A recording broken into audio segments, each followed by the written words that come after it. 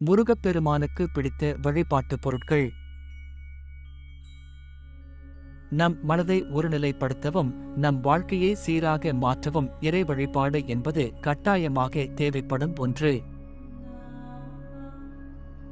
நாம் ஒரு தெய்வத்தை வணங்கும் பொழுது அந்த தெய்வத்திற்கு உகந்த சில பொருட்களை கொண்டு வணங்கினால் நமக்கு கூடுதல் பலன் கிடைக்கும். அப்படியாக கலியுக வரதன் என்று போற்றப்படும் முருகப்பெருமானுக்கு மிக பிடித்த 6 வழிபாட்டு பொருட்களை பார்ப்போம். துவரம் பருப்பு. செவ்வாய் கிரகத்திற்கு அதிபதியாக விளங்கக்கூடியவர் முருகப்பெருமான். அந்த செவ்வாய் கிரகத்திற்கு உகந்த தானியமாக கருதப்படுவது துவரம் பருப்பு. அதனால் முருகப்பெருமானுக்கு உகந்த விசேஷ நாட்களில் சிறிதளவு துவரம் பருப்பை வாங்கி வைத்து வழிபாடு செய்யும் பொழுது அவர்கள் வாழ்க்கையில் நில சம்பந்தமான பிரச்சனைகள் அனைத்தும் நீங்குகிறது. பச்சை நிற வளையல்.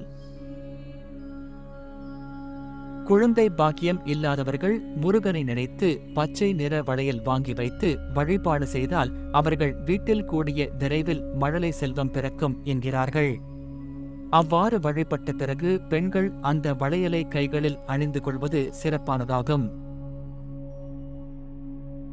பச்சை பயிறு.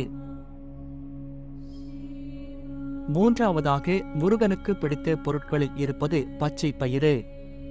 முருகப்பெருமானுக்கு மிகவும் உகந்த பொருளாக கருதப்படக்கூடிய இந்த பச்சை பயிரை வைத்து நாம் வழிபாடு செய்து அதை பிரசாதமாக உண்ணும் பொழுது நமக்கு ஏற்படக்கூடிய அனைத்து விதமான தடைகளும் நீங்கி நன்மைகள் உண்டாகும் என்று நம்பப்படுகிறது.